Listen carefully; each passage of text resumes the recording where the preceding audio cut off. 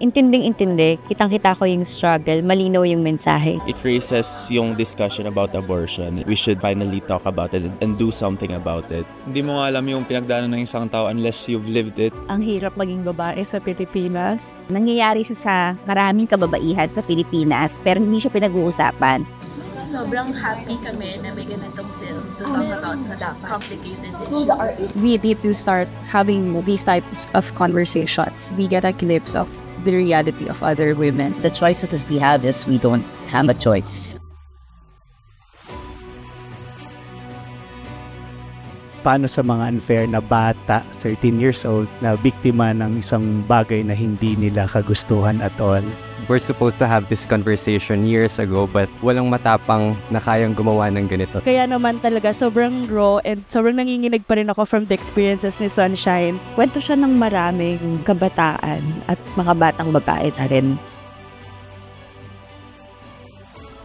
I think it's time for us for also to understand na women can dream for themselves. Imagine, as young as 13 years old, how many women experience those kind of injustice. If you teach them reproductive health, sexuality, education, they will become promiscuous. Mali po. Hindi. They will learn how to protect themselves. Even if I'm a feminist, I will never feel what a woman feels. And yun yung power ng movie. May na-feel ako.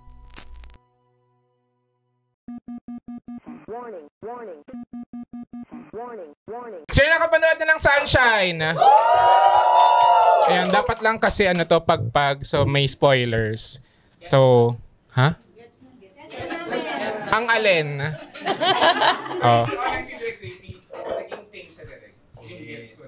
Alam naman yan. Ang kapal ng mukha mo. How dare you? Ang hindi nakagets nun si Pau. Si binubulungan pa siya. Wow! Ayan, so hindi si Tonetta ang kasama kong mag-host ngayon kasi ayaw niya. Ang kasama kong mag-host ay si Philbert D. Hello everyone. Siya lang naman. Hi. Kasi alam niyo naman, sobrang importante ang cis-het male perspective sa pelikula na ito. Ubus na yun eh, yung boses na yun. Yeah. Tonetta, explain ko yung movie mo sa'yo, mamaya. Para meron tayong perspective ng isang film critic. Yes. So, kasama natin ngayon ang cast and crew and Sunshine herself. Yeah. Okay na ba yun? Okay ba yun? Isa nga, your Sunshine. Olympian, gano'n. Okay naman sa gano'n. May gano'n doon, si Mary. Okay, pakilala na isa-isa muna. Okay, sila muna. Yung pinakamatanda siguro. May bawi yan. Power and DOP. Yes! Ben Tolentino, editor.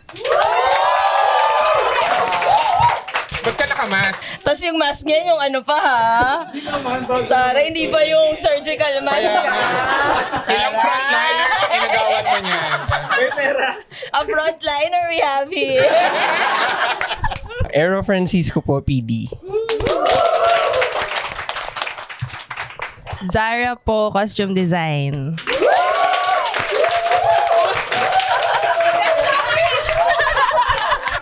Dalawa lang sila sa department nila. Hello, ako si Jenica, ako si Jeline sa pelikula natin. Daming fans ha? Daming fans! Hello po, I'm Annika. I play as Bata and sana gets yun na po. Ako si Tonette. Boo!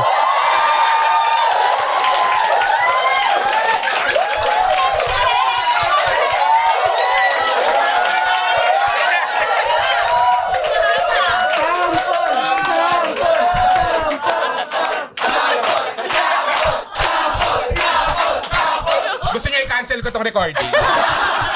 Ako naman si... Ayaw, may ganun pala kami. Oh, yan. Ako naman si Pastor Jaime. Philbert D. is taga QC naman. Okay. Game. At ito ang Walang Kwentang Podcast! Powered by I Am Rentals, book lights, cameras, podcast setups, and creative spaces all online. Visit imrentals.ph. So ngayon ay Saturday. So first weekend na ng Bakit may Sunshine. date ba yung ano mo? Meron. Okay. Apple Watch ang tawag dito. Okay. Wow! So first weekend na ng Sunshine. So, kumusta so far ang first 3 days ng showing ng Sunshine? Okay naman. Ang ganda! Can you further it notice? What? Anika, please help me here. So, yung premiere night, na-cancel yung premiere night namin kasi may bagyo. Supposedly, sobrang laki nung premiere night kasi merong mga marching band, may mga gymnast. Totoo yan? Oo nga. Tapos pupunta dapat si Carlos Yulo. Oh. Hindi ko alam kung nagjo-joke or... Seryoso! Seryoso, pupunta si Carlos Yulo. Tapos si na Ann Curtis, si na Piolo pupunta. Pero na-cancel nga. So parang, syempre, malungkot. Pero, syempre, ano lang naman kami. Tatlong bagyo lang naman. Tatlong bagyo lang naman. Talagang hindi talaga nakontento sa isang bagyo kasi. 3 bagyo yung ano. So, ang nangyari, dahil sobrang kabang-kaba kami, nag-alay, ang dami na namin ginawa ng Tuesday night. Nag-alay nga raw. Nag-alay kami ng itlog. Yung pamilya ko, nagpunta ng simbahan, nagdasal. Siguro nagulat si Papa God sa kanila. Uy! Ano dito? Parang last time ko kayo nakikita, binyag ni Tonet pa. Dito na Tuesday. Sabi siguro ni Gat, nako. Matindi pa nga kailangan nito. Dami nagdasal, ganyan. So, ang nangyari, nung Wednesday, dineclare na walang pasok, pero hindi masyadong umulan. So, yung mga tao, I think dahil ilang days nang nakakulong sa bahay, nahayok sa mall. Pumunta ng mall, nanood ng Sunshine. Totoo, parang mall! Ang daming nanood ng day 1. Oo, nanood.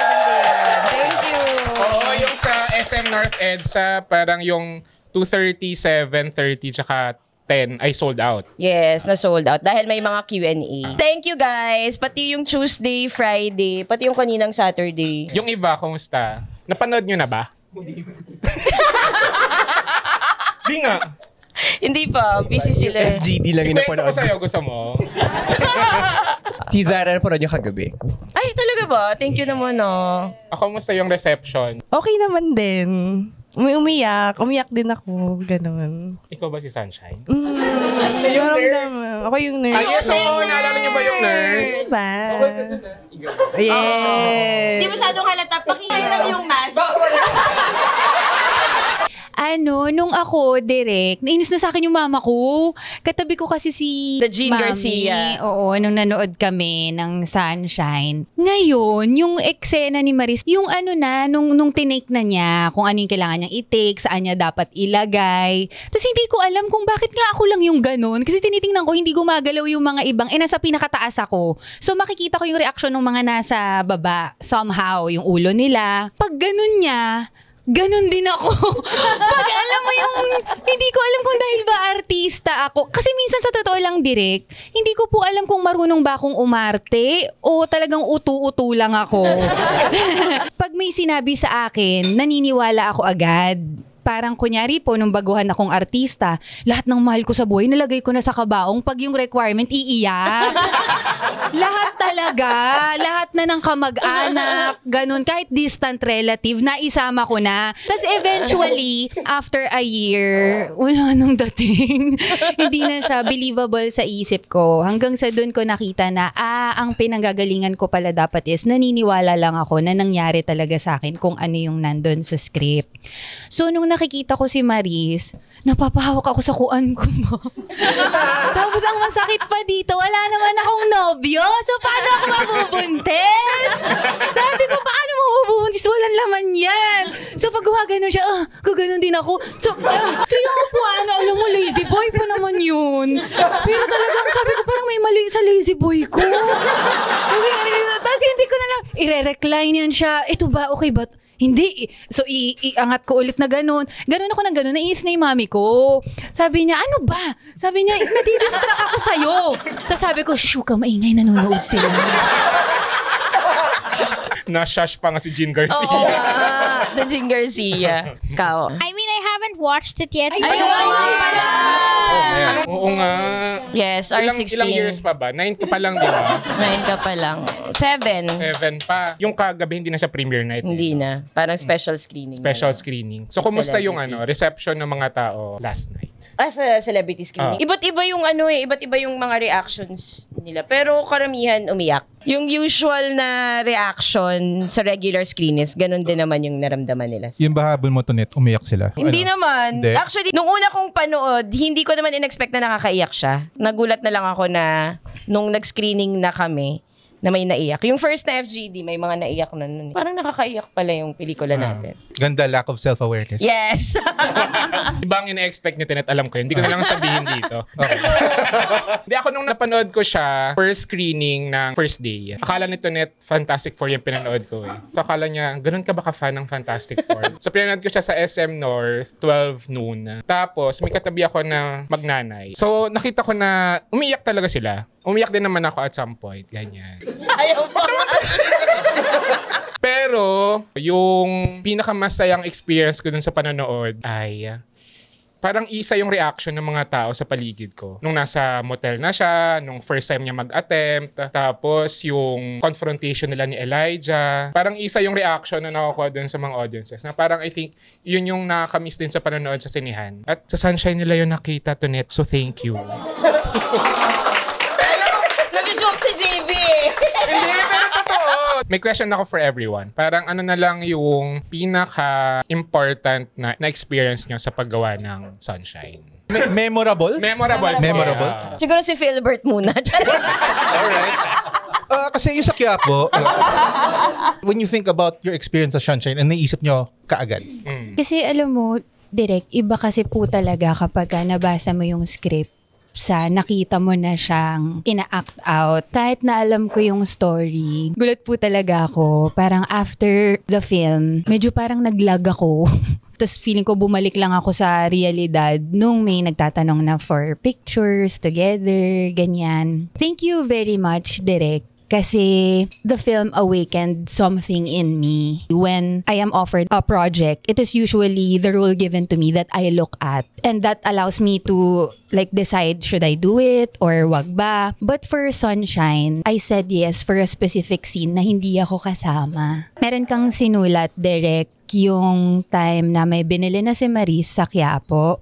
And then there was this 13-year-old girl in the film. She came up to Sunshine and then she was asking if she can have a piece of what she bought. And then Maris asked a question and then the child answered na tito niya yung tatay. Kaya gusto ko siyang gawin. Meron akong medyo gulat factor po, to be honest, kasi nung nakita ko na yung stories, di ako tulog talaga direct.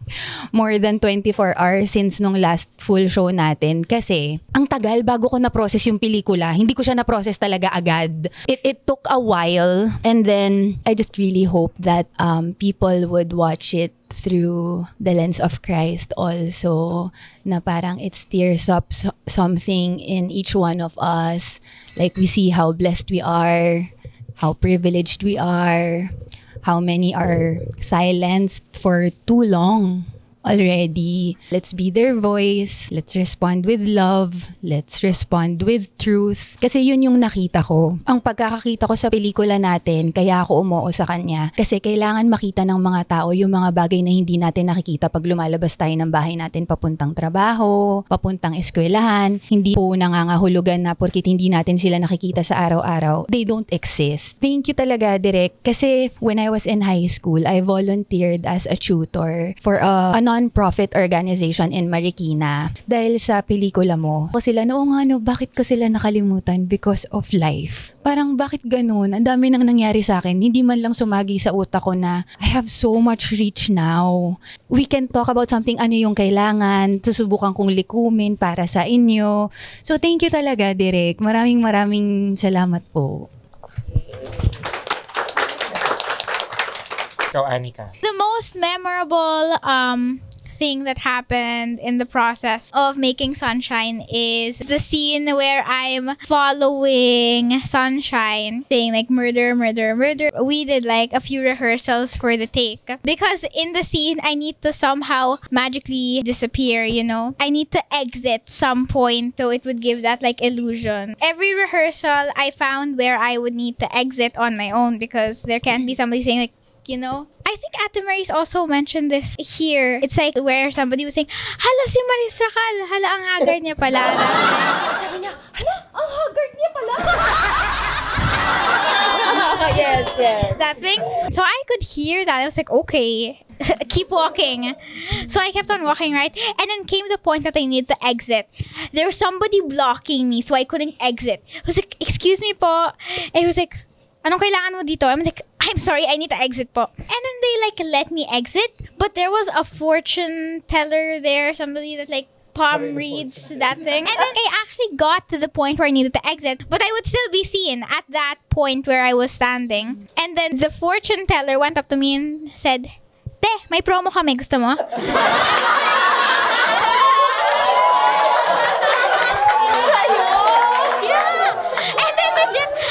Sorry, all I need to do is exit. Can I exit po? And then they're like, okay. Saan ka mag-exit? Mall ba to? And I'm like, no, I need to get out. And then our AD, Direct Shy, was like, she like actually came there and she was like, ate, sorry po. Anika. I think that's the most memorable thing that happened in the process. Ang ganda. Sorry, may nakalimutan ako. Na-realize ko lang habang pinapanood kita. Another thing about our film, kung bakit talaga, sana talaga manood sila. I think it's also an invitation to normalize conversations about sex. How it should start, not just in school, but start in our homes. Alam ko yung age ni Anika. Diba? It's 9. I have a daughter who's 10. And then the other one is age 7.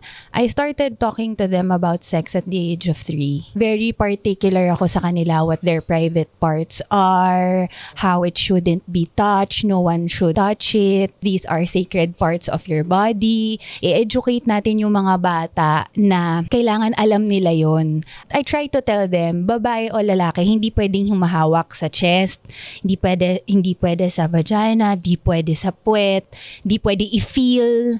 So, pag naramdaman mo yan, anak, you let me know. And don't forget to say no. Ibigay din natin sa kanila yung mga scenarios na kapag tinakot ka, papatayin ko yung mami mo, may gagawin ako sa daddy mo. Yung para lang aware sila. Because yes, it can be scary, but sometimes, you know, parents, it's how we say it. It's how we say it to them that makes it less scary on their part. Kasi kung nakakatakot yun, mas nakakatakot kung hindi natin pag-uusapan. Kasi sobrang bilis lang nun eh. Yung mga ganong klaseng instances, isang pitik, wala na. You know, not everyone is good. Sometimes there are people who pretend that they are, but they have dark hearts, they have dark minds, and we can also take that opportunity to explain to them that the reason why these things happen is because we live in a broken world. And then that's also how I introduced Jesus to my kids, na parang there is life after this, and there are things that nanay cannot explain, but one day when we go to heaven, we will have the answers that we need. So ayun lang. Thank you, Anika. Naalala ko ba? The best ka talaga. Alam mo, pag nagsalita ka, the best. Parang lahat ng katalinuhan. Praise God for your mommy, no? Galing-galing ng mommy mo! Naalala ko ngayon sarili ko kay Annie, kaya ganyan ako ng bata ko. Ano nangyari? Pero totoo yun na, parang kailangan pinag-uusapan yung sex. Hindi siya dapat tabu. Yung iba, kumusta? Gusto nyo ba magsalita? Sila wala silang alam sa sex. Hindi nila pinag-uusapan yan. Sila? Parang hindi yata totoo yan. Ano mo ng costume designer? So ayun, bukod sa taga-bihis lang kami, di ba? Pero hindi, ayun nga, bukod nga doon, syempre surface level, working with Directonet also and Aero. Meron kaming parang arc. Oh, may arc kami. So may act 1 kami, act 2, act 3. Tapos nag-designate kami ng color story per act. So kung mapapansin nyo din, siguro pag napanood yun na rin, medyo nagmi-mirror lagi yung colors ni Anika and ni Sunshine. Kasi parang umpisa pa lang gusto nating malaman na parang iisa lang sila. Pero hindi natin sinasabi. So at least merong ganong storytelling even through with clothes. Memorable. Direct, naalala niyo pa ba si Bebe? So, si Ero yung nakaalala. So, kwento ko lang si Bebe kasi, siya yung tricycle driver na naghatid kay Sunshine sa ospital. So, yun. So, the best talaga yun si Bebe, promise. So, the best yun si Bebe kasi... Yung tinawag siyang kuya. Tawag niya ate. Ate tawag niya. Pero ano siya, Kyom siya. So, si Bebe tawag namin sa kanya. Ano yun, Gina G talaga siya. So, may eksena doon. May 3 memorable ako sa yung una. Alam mo yung direct yung akay-akay na ni Ate Mean si Maris, sasakay na sa motor. Tapos, eto naman si Bebe, buti nasakay si Maris. So, umalis na agad. Hindi pa tapos yung line ni Ate Mean. So, si Ate Mean, si Bebe din. Lakas na yung loob niya kasi syempre may habal kami sa tracking. So, inaaway niya yung ibang tricycle driver. Sabi niya, umalis kayo dyan! Nagdadrive ako! Ganun siya. Galit siya.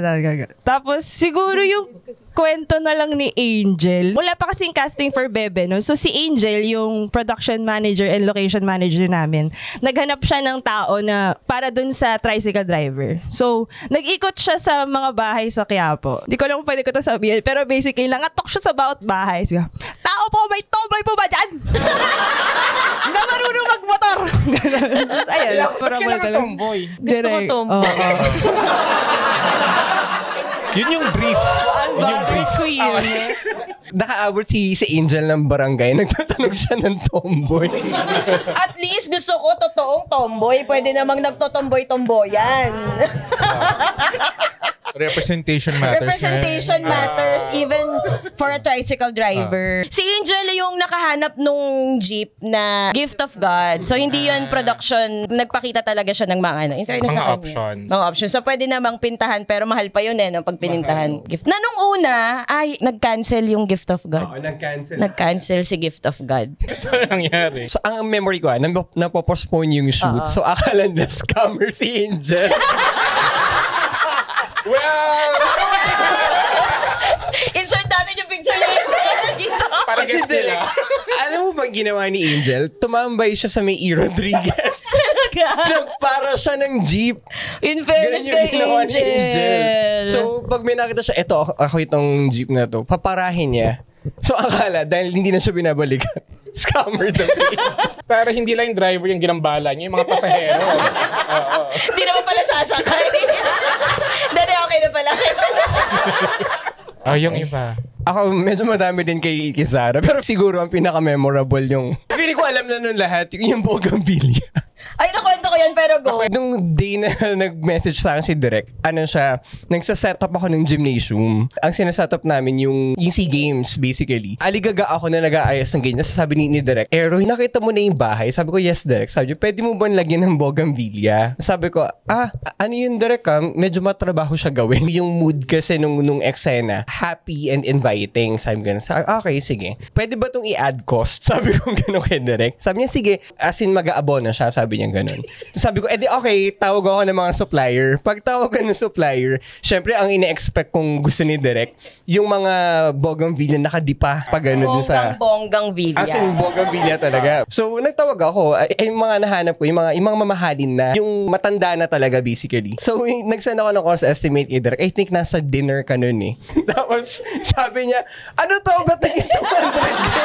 Sabi niya gano'n. Sabi ko, teka, ano ba dapat, Direk? Sabi niya, baka pwedeng anuhin. Bigla siya nag-marketplace. Nag-marketplace siya. Tapos sabi niya, eto, Ero, baka pwedeng pagsama-samahin na lang yung Bougainvillea. Sabi ko, Direk, matagal yung eksena, mamamatay itong mga to. Sabi ko, ganyan. Mahal kasi ng Bougainvillea. Bakit naman ganun kamahal yung Bougainvillea? May kasama bang nuno yun? Hindi, ano siya?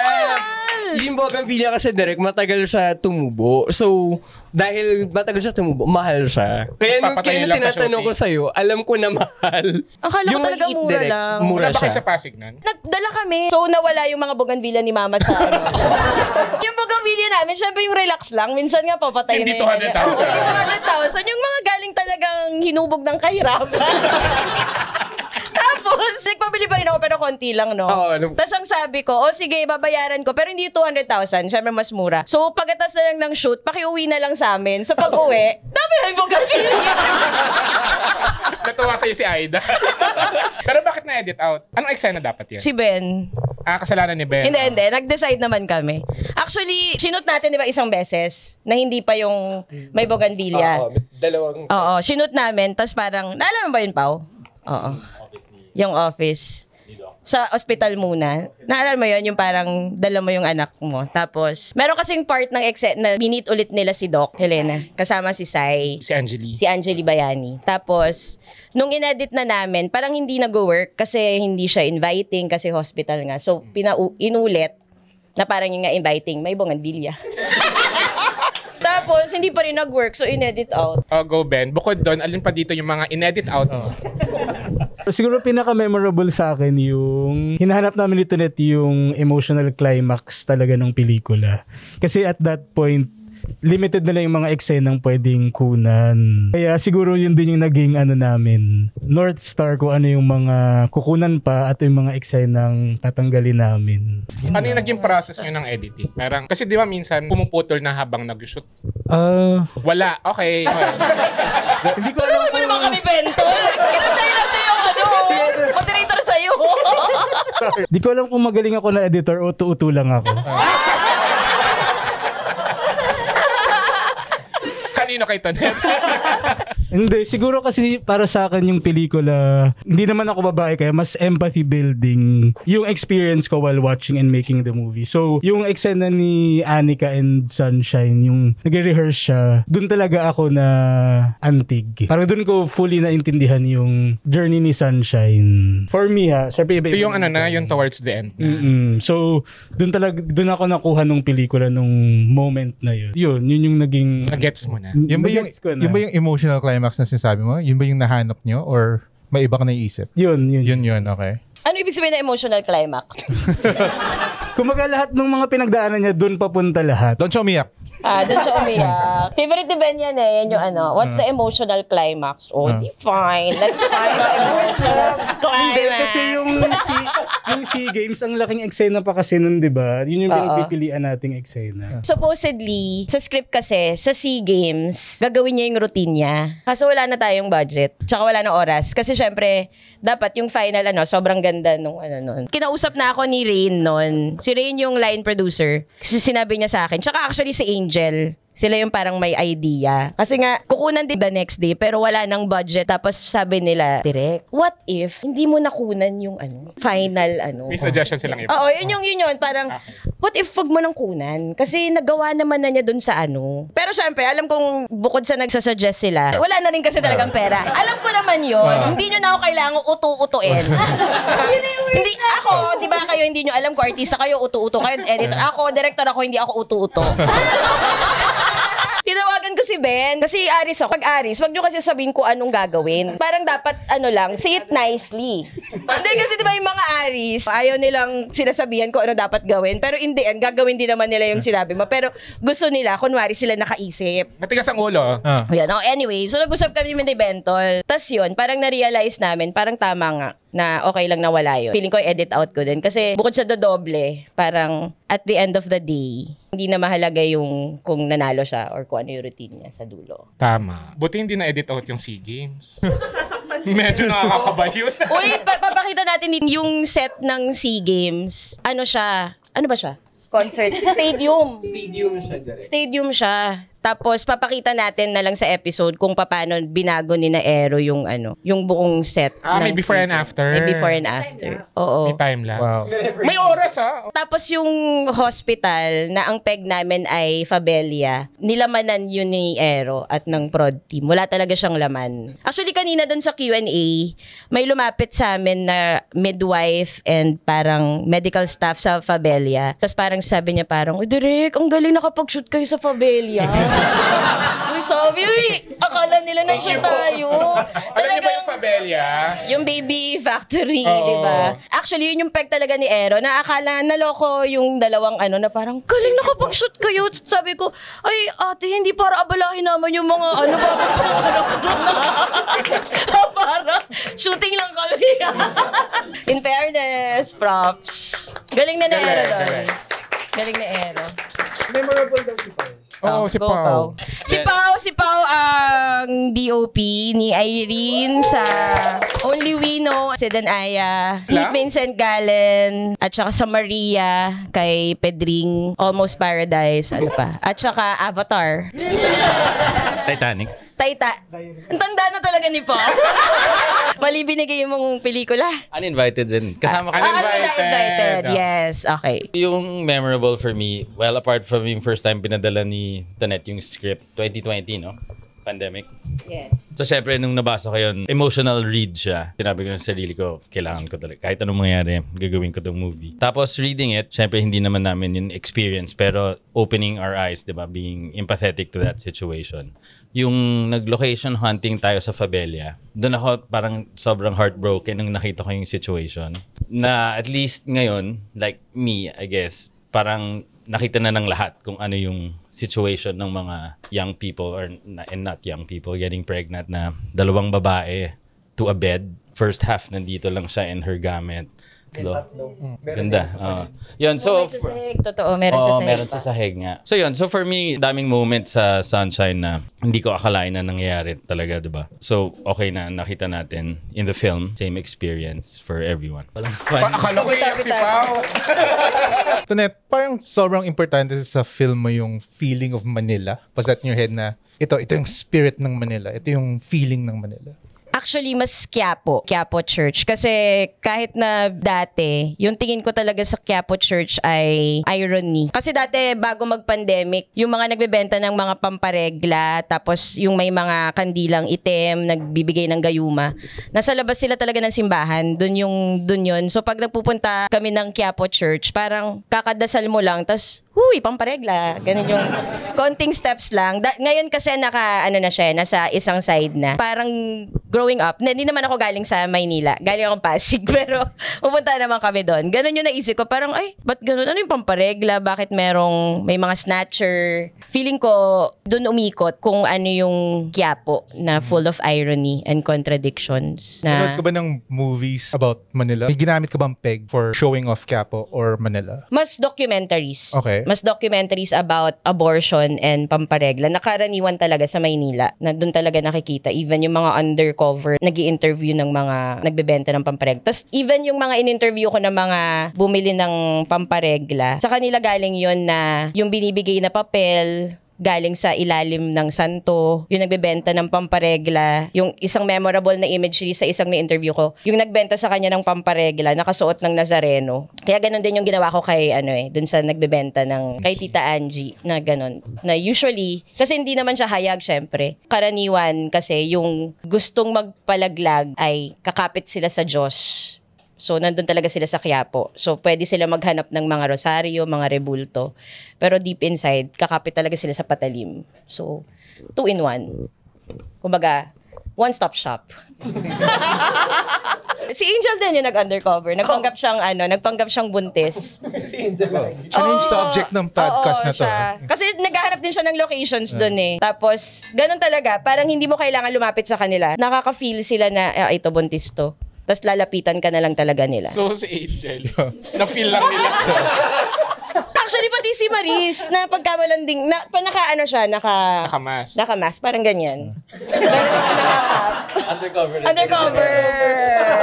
So, ganun. Tapos lalapitan, tapos hahawakan sa kamay, dadalhin sa gilid, tatanungin kung SP or asset, ganun. So, kung ano talaga yung nangyari doon. Medyo ganun talaga sa totoong buhay. Ang naging problema lang namin doon sa Quiapo, kasi, sorry, lagi namin sinasabi yung budget, pero kasi dahil limited yung budget, mag-shoot kami sa Quiapo, pero hindi namin hawak yung oras nila. So, yung mga tindera, kapag pack up na sila. So, pag gano'n, change angle tayo. Kasi kunyari, ganyan. Tapos, nung una, nag-start kami mag-setup, 6:00, ang ganda ng Quiapo. Dami ilaw, colorful. Tapos, dinner break. Tapos, uulan. Tapos, setup, ganyan. Ganito gagawin mo, Maris. Uy, wala na sila. Jungle tayo. Minsan may makakausap sila. Siyempre, mga makakausap mo nga, mga 4-5 lang. Kaya makikita nyo iba doon nakasara na yan. Yung nasa harap, sila yung mga pumayag. Tsaka hindi kasi madali talaga mag-shoot sa public space eh. Hindi naman tayo New York na meron tayong sariling New York. Studio. Tagu pa yung camera nyo, di ba? For a lot of that. Yes, oo. Long lens. Tinatanong kung Batang Quiapo ba yun? Oo, lagi nilang tinatanong kung Batang Quiapo nasan si Coco. Okay. Dad dinala nyo. Dad din nila si Coco. At Oo least nga once. eh. Pero actually, syempre dahil TV sila, Yeah. mas kaya nila magbayad. Okay. So, tsaka si Coco yun eh. Tsaka si Coco yun. Marisa Pero ikaw si Tonet ha daw eh.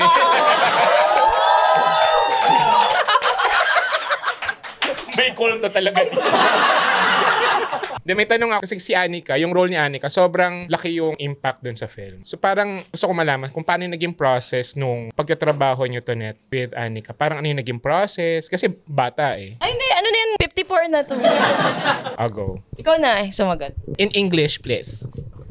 Joke lang. The day I figured out that, oh wow, I didn't expect that I got that role. I was like, are you sure? I was legit asking Derek, I was like, wait, are you sure? And he was like, I was like, okay, thank you so much, like that.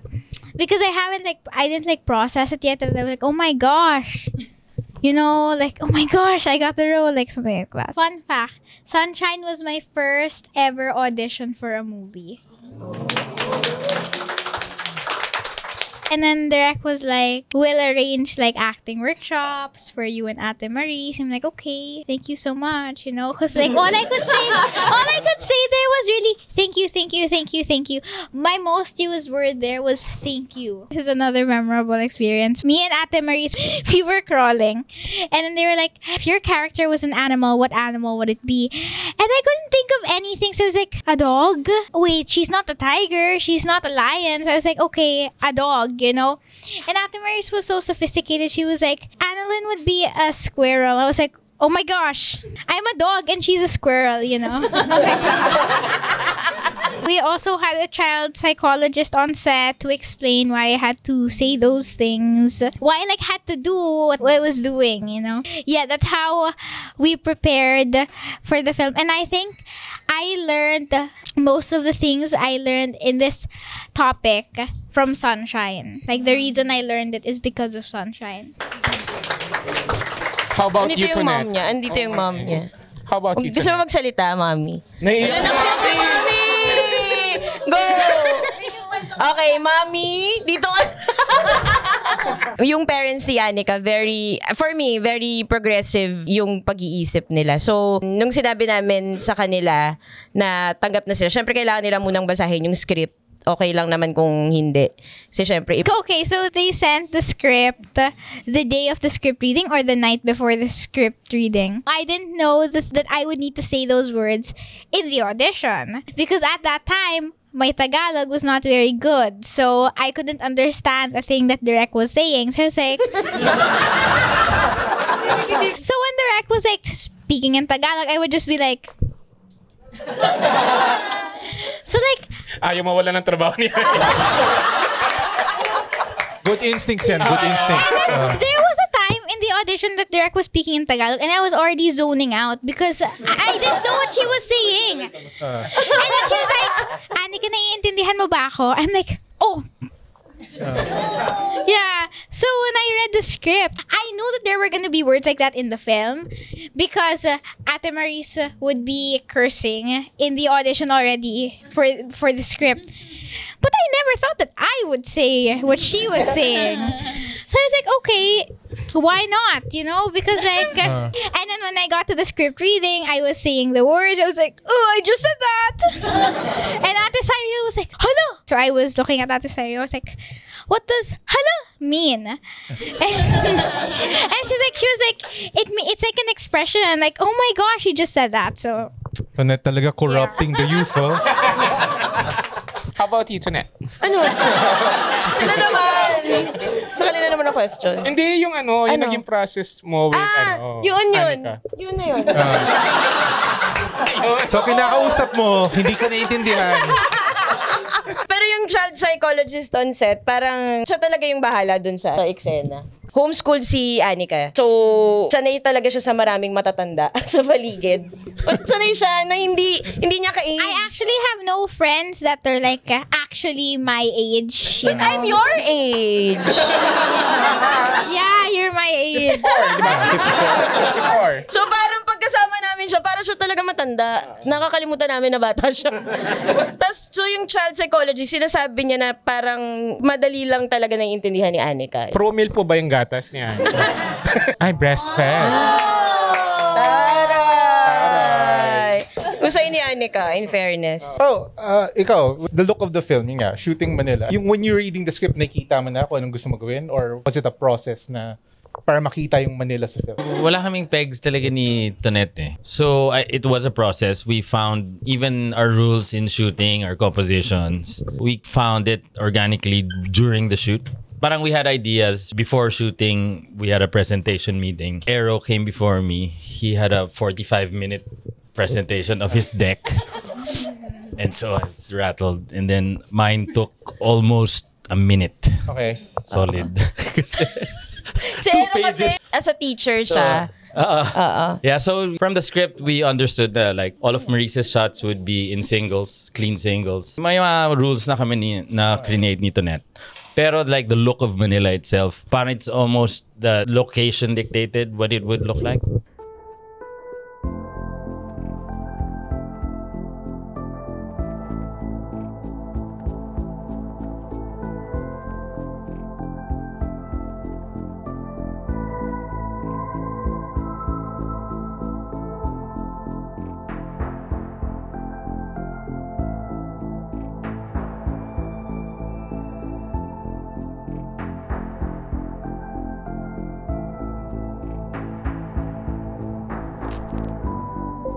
Sorry na. Kumakapagpaintindi po. Ang ganda kasi ng movie. It really caught me off guard. Sobrang galing. Gusto kong ipaglaban yung women's right. Napakabigat. Wala akong masabi, Maris, ang galing mo doon. Ba talaga ang utak ni Direk Tonet? May open by eyes. Ang liberating niya panoorin. A call, a wake-up call. It gives me different emotions. May epekto siya talaga sa'yo. Nakakaantig ng puso. It gives me tip of the iceberg what it feels like to be a woman in this male-dominated world. Pinaka-importanteng pelikula ni Direk Tonet. Sunshine, now show it! Actually dito, di ako nasanay na nagsha-shotlist. Okay. Di ako nagsha-shotlist na direct. Nalala ko yan kasi nasa Cairo sa tayo niya. Nag-planning tayo for podcast. Tapos, tamad si Tonet umuwi. Pero pinapauwi na siya ni Dan kasi kailangan niya mag-shotlist. Kasi sabi ni Bo, kailangan mo mag-shotlist. Hindi ako nagsha-shotlist. Pero nag-shotlisting kami. I think the first 5 scenes. Tapos tayo ka na. Yung ibig sabihin ng shot list, yun yung mga shots ng director. Wide or yung tight ba, galing ba sa likod nito, galing ganon. So makikita na ng director and DOP. Tama naman na nag-shot list. Hindi lang talaga ako sanay na especially kung mahirap yung location. Like Quiapo, di ba? Oo. Siguro nung college ako, nag-shot list ako. Pero parang siguro dahil gagawa ka ng shot list, pagdating mo naman sa wala rin. Napapako mo yung utak mo sa gusto mong shot. Tapos mabibreak lang yung heart mo kasi hindi ba pwede yung location na pinakita nyo? Pero dito, natuwa ako. I think maganda naman na talaga may shot list. Pero for the big scenes, SEA Games, yung sa gymnastics, sa Fabelia, yung hospital, meron kang key shots na it's clear beforehand para lang for me and Aero. We can prep it like the wide crane. And then everything else, diba? We find it during. Mas siguro rin, kunyari kay Aero, yung sa wide ng SEA Games, kailangan niyang malaman siya kasi Pao kung ano yung pinaka-wide ko na shot, saan nakalagay yung camera. Para yun lang yung lalamanan niya. Hindi niya kailangang maglagay ng mga gamit na hindi naman kita sa shot. Meron lang ako isang fun fact din. Doon sa SEA Games. Actually, sino bang may mga ka-eme na pumunta doon sa SEA Games na ng extra. Tapos mga fans ni Maris, ganyan. Bukod sa mga talents namin. Ilang seater ba yun? 4 million seats? Anong stadium ba yan? Rizal. For badminton and taekwondo. Yun. Dahil nga hindi namin afford yung ganun kadami, ang ginawa namin ay, ang tawag doon, multiplication sa graphics. So, lahat ng mga talents dito muna sa side na to, tapos Philippines. Tapos magpapalit sila ng damit, lilipat na naman sila sa kabilang side. Tapos Philippines, ganun. Tapos si Ben na lang yung nag-cut nung eksena. 8 na hati ng mga talents. Kailangan mong maging creative kung paano mo magagawa. Mas mabilis syempre kung may budget na, andun na agad 10,000 na nag-Philippines. Pero dahil walang budget, gagawa ka ng paraan. Hindi naman pwede, walang budget. So na yung talents, 10. Oo, 10. Kasama na ako Ako yung kumain. Bumisita ka ba sa set? Kasama ko dun sa Nung SEA Games. Nag-talent ka? Nag-talent siya. Nakamask? Ha? Nagdala ng Krispy Kreme. Wow. Nakamask ka rin. Pwede ba namin hanapin? Talaga ba? Nakatalikod. Okay. Siguro isa sa mga last questions. Kasi yung script, nung pinabasa mo sa akin siya, parang first draft pa lang ata yun. Pero hindi na siya easy read. Parang, kasi mabigat na yung mga mabigat yung kwento, mabigat yung tema. Parang ano yung naging process nyo sa pagbabasa ng script nung binigay na sa inyo? Zara, hindi mo binasa? Sa pagkakaalala ko, nung binasa ko yung script, yung second read ko na sa kanya, parang dahil nga costume design is also psyche ng characters. So gusto kong basahin siya sa point of view ni Sunshine mismo. So parang medyo in-apply ko yung mga natutunan ko nung college. So parang as an actor yung basa ko sa kanya. So kaya may mga moments, lalo na siguro nung doon sa motel, na nung pagka-cut, yung nag-attempt nga siya, diba? Lumabas siya ng kwarto, umiiyak siya. Pagka-cut nung eksena na yun, pinapaliguan ko si Maris nun. Tapos umiiyak pa rin siya. So, umiiyak na rin ako habang ginagano ko yung legs niya. So, hanggang pag-uwi ko, umiiyak pa din ako. Kasi parang nafe-feel ko yung na-feel ni Maris sa na-feel niya kay Sunshine. So, very personal yung sa akin. Pagkabasa ko sa kanya. Sa akin, medyo mahaba yung process. Actually, one time ko lang siya binasa direct. Nung binigay mo siya sa akin, ang nangyari, hindi ko alam kung naaalala mo, nag-request ako if we can discuss. Tapos, on my part kasi, on my own process, I usually interview the director. Tapos tatanungin ko, medyo parang thesis statement na parang, what do you want to say? Anong mood or emotion that you want to incorporate in the film? Para lang aware din ako. Or tama ba yung nabasa ko? Yun yung process ko sa kanya. And then, eventually, I came up with a production design concept that I shared with Zara.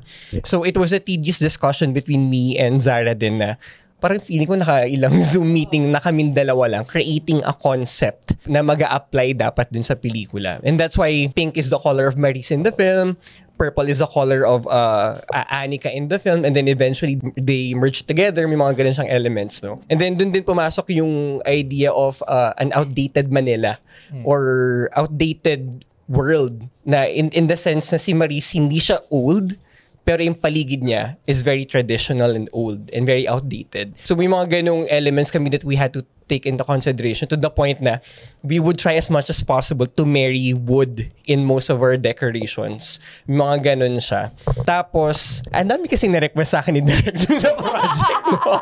Yung hospital, it's the same exact budget that I had for the SEA Games.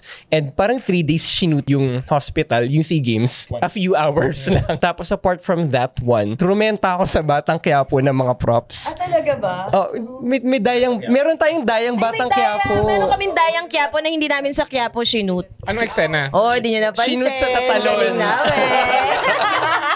Sabihin nyo hindi.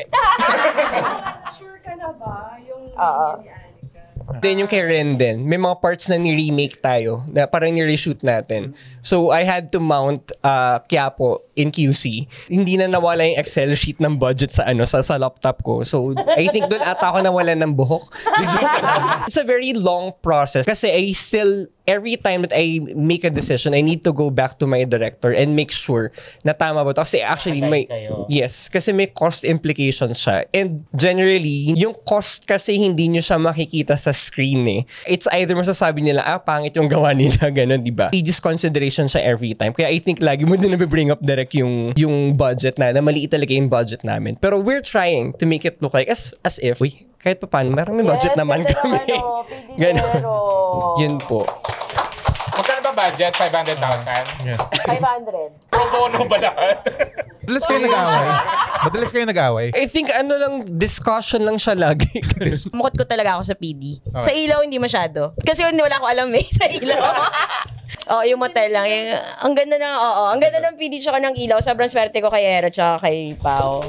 So, sobrang busy na nila. I think this is the last time that I'm going to see them. Grabe. Sobrang makutkot ako sa PD na very detalyado. Tapos si Ero yung nakaka-match dun sa pagka-detalyado ko. Parang siguro nasa isip niya, detalyado ka ha? Detalyado din ako. Marami siyang symbolism na nakita. Tapos may symbolism siya na kahit yung mga yung paintings na nandun sa motel, may symbol siya doon kasi peacock, may ganun. Yes, ano siya? Para peacock siya. Basically, yung buong motel, maraming ice. Kasi yung peacock feathers, they look like ice. So it's as if Maris is alone in the room, but everyone is looking at her. That's the feeling. Ganun yung idea. Yun siya. But actually, yung favorite ko direct yung this is also, I think, one of the key processes that I had with Directonet, no? When we came up with the production design concept, kami ni Zara, we came up with this idea of black sheep and then a universe na mini-marry namin together. And then I introduced it to Directonet.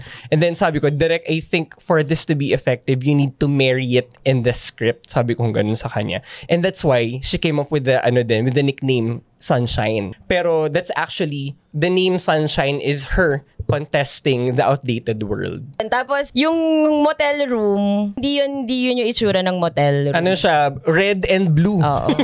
Yung usual na motel, sabi ni Da, ganun. Okay. Pero kaya namin pinili baka yun. usual ilang beses ka ba nakapag-motel sa Avenida? Research. Hindi, pero kaya namin, parang wala na ring choice si Ero. Okay. Kasi yun yung lugar, yun yung room, nakita talaga yung LRT. Yun talaga. So parang, Ero, make it work na lang. Wag na yung mahanap pa tayo. Kasi hirap na yung PM nat. Hirap na si Angel. Napagkamalang pangbuntis. May mga motel na pupuntahan namin. Pero dahil nga, ongoing, I mean, ang tawag doon, hindi ongoing, tawag doon, operational. May ongoing. Ongoing yung nila, chorbahan nila doon. Sorry. Operational, parang 2 at a time lang. So, parang sino sa amin? Director, DOP, AD. So, 2 at a time. Tapos pag nakita niya na, tapos kami naman.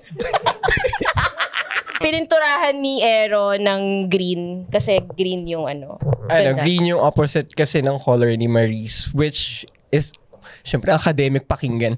Pero it's the discoloration of the flesh, which is not her color. So kung mapapansin nyo, lahat ng colors na siding with Maris is in the warm shade.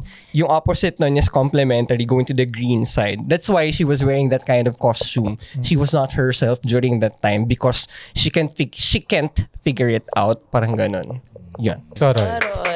Si Ben naman, aside from the discoloration of the flesh, and the ongoing. Ako once ko lang binasa yung script. Pero yung siguro ni-note ko for Tonet is kasi parang 4 times siya magre-rehearse. We see the routine 4 times. So watch out lang namin ni Tonet is in each of the 4 scenes that she rehearses, ano yung emotional content? Ano yung nasa utak ni Sunshine sa point na yun? Unang-una yung opening, 'di ba? Tapos yung pangalawa yung tatanggal na siya, yung inano siya ni Elijah, hinindihan siya ni Elijah. Tapos yung for me yung silang dalawa ni Anika. Doon ako sabi ko, shit, paano pa ulit-ulit lang yung ginagawa niya? Kailangan yung story nung galaw niya, ramdaman natin in each of those scenes, kahit pare-parehas lang yung ginagawa niya. Minsan magbibilin si Ben, may message siya, yung make sure ganyan. Ganun si Ben, parang bigla nila, kakagising nito, tapos siguro na panaginipan yung message. Okay. Tapos, kasi sobrang tagal ko ng editor si Ben. Parang yung process namin, seamless na. Parang hayaan ko na siya, tapos, lagi unforgiving ako na person sa sarili ko. Tapos parang, minsan sabihin ko kay Ben, ang pangit nung gawa ko. Hindi ko na, parang, hindi, mali-mali ito, ganyan. Sabi ko, oo nga. Lagi gano'n, parang, bangin, hindi kasi yung budget, ganyan. Tapos parang minsan, sa friend siya na, hindi, sige, kaya natin to, sasendan kita ng mga scenes para sumaya, ganyan. Pero pag mga crunch time na sabi, ang pangit nung sabi niya, Tonet, tama na yan, mag-edit na tayo. Pero yung isang motif na na-discuss mo is yung kamay, yung kapit, di ba? Oo, totoo. Galing sa'yo yun eh.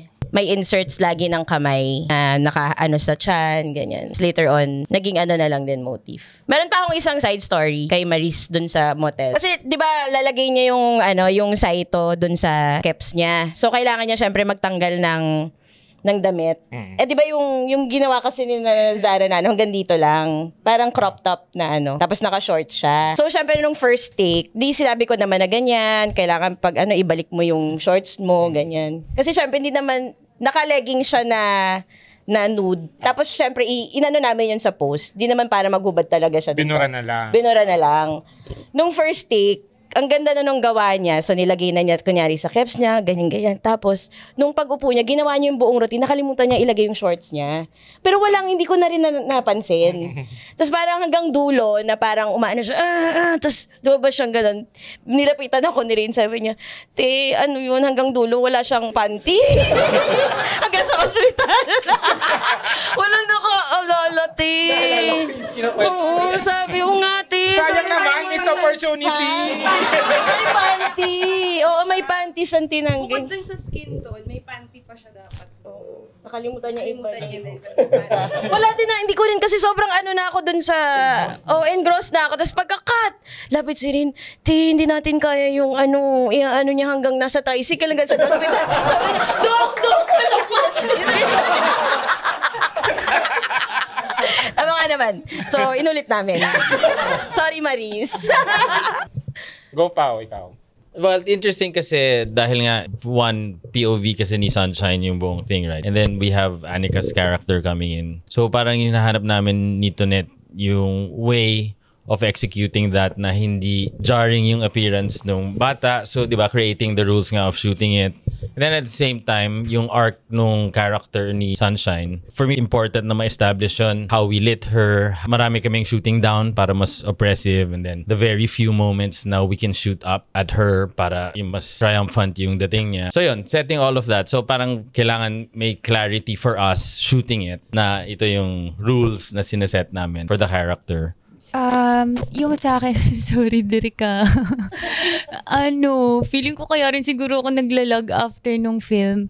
Kasi kahit naman kunyari, mga Free Willy, If Only, nung napanood ko yung mga ganong movie na may sad ending, sabi ko hindi ako pang mga pelikulang may hayop, may family drama. Kasi ang ganda ng Free Willy. Parang ngayon ko na lang ulit narinig yung Free Willy. Kumbaga yung ayoko ng mga ganong ending. Okay. Parang pinoproblema ko siya ng matagal. Pero mabigat na role rin si Janine, no? Jeline. Yeah. So, how do you handle that? Kung hindi ka mahilig sa big, heavy emotions sa Kumbaga, trabaho ko po kasi talagang parang maging vulnerable, maging open to it. As an actor, it's easy for me to get into character. Mahirap sa akin yung bitaw. So, anong hindi mo pa nabibitawan kay Jeline? Anong dala-dala mo pa? Buti may Jeline. Akala ko meron pa sa akin. Pinabahan mo ba ako sa tanong niyo? Pinabahan mo ba ako? So, specific. Si Jeline, I really like how Direk wrote her character, na isinabuhay niya yung character in a way na hindi porket mapagmahal kang kapatid, mabait ka lang palagi. Kasi di ba yung typical, loving sister to, meron siyang pitek. Gusto ko yung line niya na pagod kayo? Ante, sige, gawa na lang tayo ng listahan kung sino pang mas pagod sa pagod in that context. Na parang supportive siya, as she should be, na parang, yung costume mo, mas pagandahin ko pa, tahian ko ng ganito, tahian ko ng ganyan. Pero kailangan ko rin ng tulong. So pag umingi na sa bahay, tas maliit na bagay, hindi nyo pa ako tulungan, talagang meron kayong kalalagyan. Tsari. Pero gusto ko lang yung sobrang tao niya ba? Parang tao siya. Hindi siya yung typical na pag mabait, pag masama. Kasi gano'n naman talaga ang tao. Kung wala naman talagang pinanganak na perfect ka, na wala kang bahid ng kung ano man. Kung magiging in real life nga lang, si Jeline, scene namin dun sa bed, siguro, direct. In my mind, during that time, hindi na to pelikula, may nire-represent kang totoong tao. But if it would happen to me, magsasorry siguro muna ako sa kanya. Pakiramdam ko bilang ate niya, hindi ko na-impart sa kanya yung pinaka-importante, which is naiintindihan kong may pangarap ka, yung identity mo hindi siya nasa career path na gusto mong tahakin. Baka maiyak na ako dito direct. Kumbaga gusto kong sabihin sa kanya na hingi tayong tulong. Tanong natin kung meron pa tayong pwedeng maging solusyon maliban dun sa naisip mo. Kasi baka meron naman. Pero mahal kita. Di kita iiwan. Baka natatakot ka lang. Naiintindihan ko na hindi sa lahat ng pagkakataon gusto natin yon, ginusto nating mangyari yon, diba? Gusto ko lang alam ni Sunshine na hindi siya mag-isa. Parang kahit ganun yung pinagdadaanan niya. And I think it's also important to note na while I am not for it, while I am not for abortion, there are of course cases wherein it is necessary. Like, for example, magugulat ka na ngayon yung mga bata as early as 9, they get menstruation already. So can you imagine if a child who is 9-year-old gets to have menstruation and experiences things that she shouldn't have experienced, and then nagbunga siya into something, you have a child and you yourself is a child. There is something called medical abortion wherein when the life of the child is already at stake, pag hindi kaya ng katawan, regardless if you are 9, you are 13, you are 14, basta pag hindi kaya ng katawan, it is ethically correct, diba? You can do it. It's just that, sana lang talaga meron tayong mga option. Kasi kung kunyari, ako si Jeline, tapos Sunshine, pwede ko rin naman sabihin sa kanya na, let's see our options, tingnan natin sa DSWD ba tayo lalapit para matanong natin kung once you give birth. Kasi kung hindi siya ready, katawan niya yun eh. Diba? Kailangan natin din ibigay sa kanya kung ano yung kapasidad din ng mental health niya, ng katawan niya. Yun lang naman. Hey, sorry. Ang dami niyo ba? Gusto ko yung lumanay factor niya. Pero totoo yun, parang kailangan lang na merong options. Especially mga bata at mga babae sa society. Nakakagulat kasi kagaya niyan. Tingnan mo, hindi ako sure. Saan nga ba tayo pupunta for help? Parang DSWD ba? O iba pa ba yun? Parang, grabe. We should really do more. Thank you lang talaga, Direk. Yun lang talaga yung masabi ko. Parang, salamat din po talaga. Kasi, I was able to realize how privileged and blessed I am. Kasi minsan, di ba, pag may problema tayo, akala natin ito na yung pinakamalalang problema sa mundo. Ayoko nang gumising. Huy! Yung parang, di ba, heartbroken ka dyan, emote ka dyan. Hindi naman siya ini-invalidate natin yung feelings natin. Masakit naman talaga kapag pinitawan. Sorry. Hoy, joke lang! Joke lang. Masakit naman talaga. Pero grabe, may mga tao talaga na mas matindi ang pinagdadaanan, and regardless of gender. Because these things, kahit tanggalin natin yung pregnancy, there are so many men, even all genders, no, who experience sexual abuse and sexual molestation. So yun, thank you, Direk. Part lang to ng research. Kaya yung iba pumupunta sa Quiapo kasi mas mura talaga sa Quiapo. Tapos walang trace kasi. Kasi pag sa Twitter ka or sa TikTok, may number mag-message ka sa kanila eh. Dito sa Quiapo, wala. Pumunta ka lang, pagbili mo, wala silang contact sa'yo. So, parang mas, hindi nila ako makilala, ganun. Tsaka mas mura talaga. Merong isang thread sa Reddit na finollow ko, parang naghahanap siya kasi wala na siyang malapitan. Tapos, ang dami niyang mga tanong. Tapos, every time, laging may mga sumisingit na wag mong gawin yan, murder yan, chuchuchu. Pero may mga ibang tumutulong talaga ganyan. Kasi hindi niya alam gagawin. Tapos, sinasabi niya, nagbibigay ng options. Ito, puntahan mo to, si doktora, ganyan-ganyan, dito ka bumili. Tapos sabi niya, sige po, pupunta na po ako sa motel, ito na po, ganyan-ganyan. Tapos, nawala siya. Hindi na siya nag-reply sa Reddit, oo. Tapos, nagtatanong na yung mga iba. Tapos, after a few weeks yata, or a few months, may isang nag-reply doon. Nakalimutan ko, basta ka mag-anak siya. Kung sister or na namatay yung kapatid or Nangyayari talaga siya.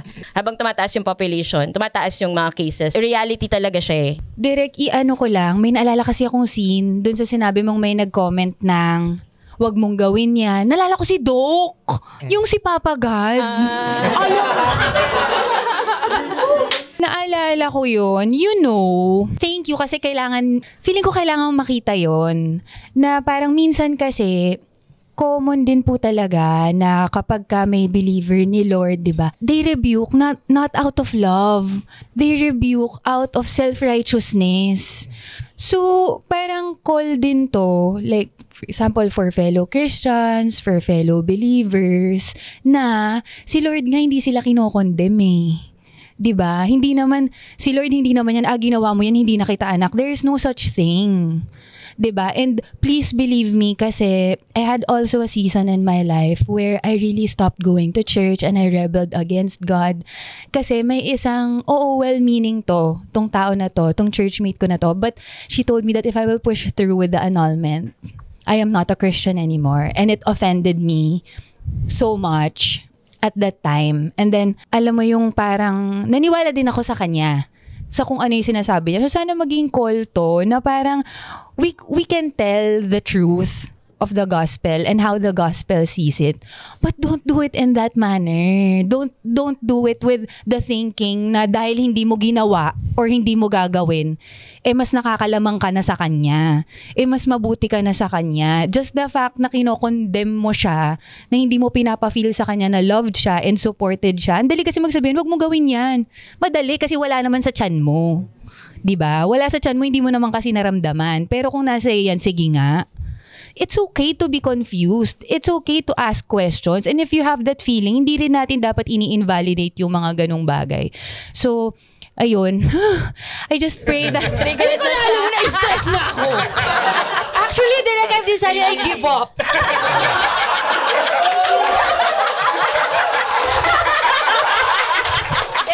Makita na lang tayo sa sinihan. Thank you everybody. Salamat po sa pag-guest. And I'm sure lumabas na rin sa research yan from the stories of people na doktor na... Yes. Especially sa mga public hospitals. Interviewin ka muna nila. Ilan ang naging kasex mo, ganyan, na malakas yung boses. So, syempre, ikaw as a bata, parang, ba't di ka makasagot? Ganon. Pero, compassion fatigue. Yung tawag. Kasi nga, ganun na yung work nila everyday. So, pagod na sila makipagsalamuha sa mga tao. So, siguro nakakalimutan maging compassionate. Pero, nangyayari talaga yon, nagiging normal siya. Dapat hindi. Ayan, sige, invite nyo na sila sa another week ng Sunshine sa SM Cinemas. Ini-invite po namin lahat ng mga Pilipinong manonood na pumunta sa SM Cinemas 112 at panoorin po ang Sunshine. Supportahan niyo po ang Sunshine kasi nga in the next coming weeks, sana ma-sustain natin yung dami ng sinehan kasi it's a very important topic that we have to discuss again with our homes. So please support Sunshine. So sana manatili tayo sa mga sinehan. Ayan, Sunshine, showing na po. I pray that you would be able to see your film through the lens of Christ. I pray that the movie will stir something deep within you, wherein you'll be able to exercise compassion, empathy, understanding, and more importantly, to encourage you to take action. I hope you are encouraged through our film to give support to programs and non-profit organizations that support women and children who are abused of all genders. And then just like as I said earlier, let's be their voice. Let's continue to love them and speak truth to them. Thank you po. I hope that everybody watches Sunshine. If everybody in the Philippines can watch Sunshine, go. I think it will help start the conversation of reproductive rights. And if ever you meet or if you're friends with somebody like Sunshine, don't be afraid to help them. Don't be shy to if they won't ask you for help, you help them. Please watch Sunshine. I-comment ko lang yung buong Sunshine team kasi syempre laging nasa harap artista, director, writer. Minsan wala nga yung writer. Nagkataon lang dito ako rin yung writer kaya parang. Pero di ba, usually lang artista, director. Pero yun kaya ako rin in-invite yung mga people, usually nahihiya silang mag-share ng kung anong ginawa nila sa pelikula. Kasi, syempre, nasanay tayo na behind the scenes lang. Pero, yun, kaya ako nga sila in-invite. Lahat ng mga elements na nakikita nyo sa mga pelikula, especially dito sa Sunshine, inaral yun ng mga departments nila. And part siya ng isang collaboration from the costume design, yung iba pa yung costume designer, iba pa yung art director, iba pa yung set decorator. Ang dami mong tao di ba? Propsman, iba pa yon. Iba pa yung propsman, iba pa yung purchaser, costume supervisor, coordinator. Iba-iba, madaming tao sa art department. Kay Pao, siya yung DOP pero sa ilalim niya may gaffer, may key grip, assistant cameraman, electrician, assistant cameraman yung sa focus, AC, yan. So, maraming department. Kay Ben, siya lang. May AE naman siya. May AE. Pero actually, may yung assistant editor. Pero, pinapanood pa rin talaga naman dapat talaga pinapanood naman talaga ng editor lahat ng mga take. So, parang kay Ben, pag sinasabi ko sa kanya, hindi Ben, merong isang take. Wala nga. Kasi pinanood ko nga lahat. Marunong ko ba sa akin? Parang, di sige, wala. Yung sound designer, naka-work ko na siya sa Fangirl. Lumipad kami to Cambodia ni Ben for the sound. So, kung mapapansin nyo, merong isang eksena doon na dumaan yung train. Before dumaan yung LRT, sobrang ingay. Pero pag daan ng train, sobrang quiet na. Hindi ko yun idea. Idea yun ng sound designer. Na gusto niya tahimik na wala na talagang okay. Tapos yung umiiyak yung nagyakapan sila, di ba umuulan? Di talaga umuulan yun. Nilagyan lang namin ng sound sa Yun. Ang dami pa. Music, si Rico Blanco yung nag-music. First time ko maka-work si Rico Blanco. Tapos, first time niya mag-score ng isang pelikula. Full-length film. So, ayun. Ano pa ba? Dami pa. Sa production assistants, assistant director, Parang lahat yon. Hindi lang siya, sa director, pero lahat yon. Vision ng director, pero tumulong yung buong team. Kung pwede kayo mag-enroll sa CSB, charing.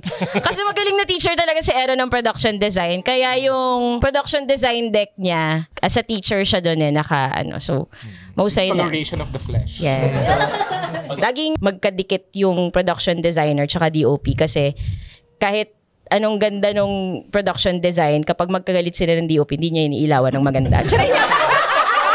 Tsaka madalas sila mag-away, yung DOP tsaka PD. Pero hindi kami nag-away. Hindi sila nag-away.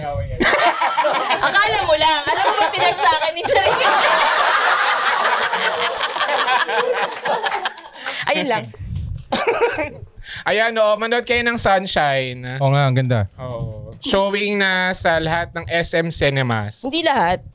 Hindi lahat? SM, ano? May mga SM kasi na walang sinehan. Talaga? SM ko ba? Walang sinehan? Ay, oo nga. SM Makati, wala. Oo nga. Kasi daanan lang yun papunta MRT. Totoo! Daanan lang yun papunta MRT. Si Philbert, binigyan kami ng 4.5 stars. Okay. Thank you, Philbert. Yeah. Ang tanong ko lang, saan, bakit hindi mo pa mabigay yung...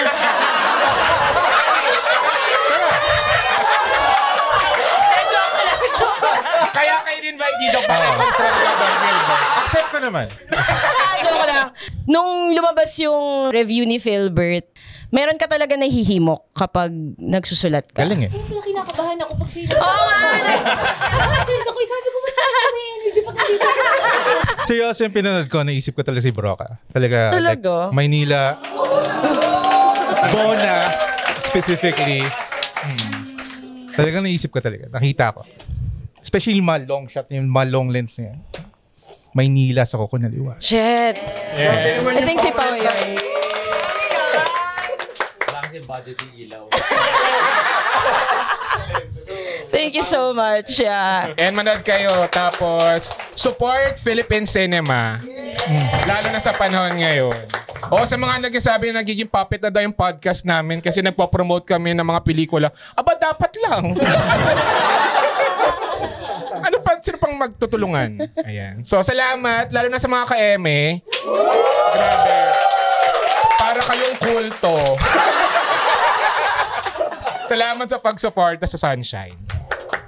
Ayan. So, thank you guys. Thank you.